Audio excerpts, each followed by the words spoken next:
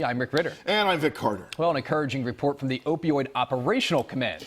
The death toll from overdoses was down in the first 3 months of this year. And WJZ is live right now. Pat Warren has more on the significance of those numbers. Pat.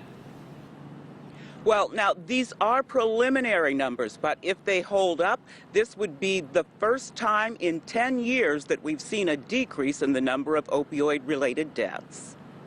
People are dying of overdoses at a rate that makes the opioid epidemic public health enemy #1 in Maryland.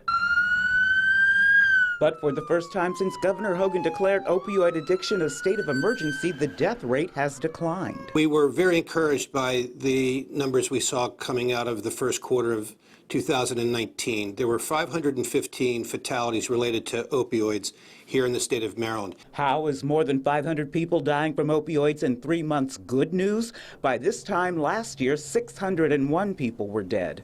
Measured by percentages, that's a 14% drop from the same period last year. Measured by people, that's 86 lives. And what's even more encouraging is that we saw decreases across every class of illicit drugs.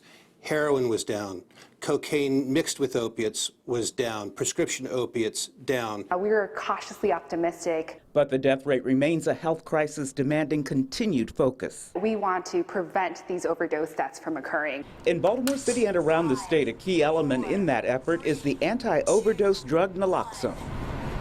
Injection complete. And since 2015, there have been over 3,500 lives saved. It's part of a three-pronged approach that includes treatment and recovery. That is our probably largest point of emphasis for resources and funding, and we have come light years over the last 2 years. The state is expected to spend more than $670 million on opioid-related initiatives this year.